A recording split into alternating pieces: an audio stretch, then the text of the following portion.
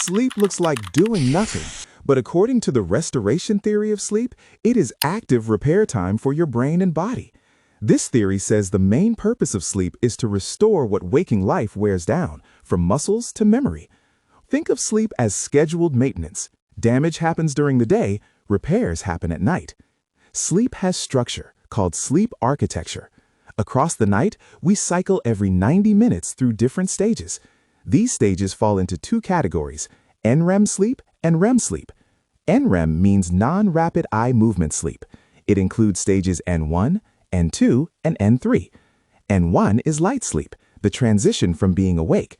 N2 is deeper light sleep, where heart rate and body temperature drop, and the brain shows sleep spindles, brief bursts of activity that help stabilize sleep. N3 is deep sleep, also called slow wave sleep. This is where physical restoration peaks. Growth hormone is released to repair tissues, the immune system produces cytokines to support defense, and the glymphatic system, the brain's waste removal network, flushes metabolic waste using cerebrospinal fluid. REM sleep becomes longer toward morning, so cutting sleep short mainly removes REM.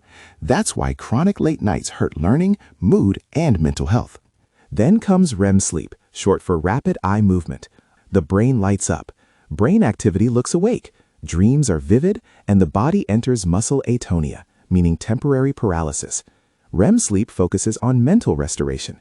It supports memory consolidation, the process of stabilizing and storing new memories. It also supports emotional regulation and neuroplasticity, the brain's ability to rewire and adapt. These stages work together. NREM repairs and cleans. REM reorganizes and recalibrates.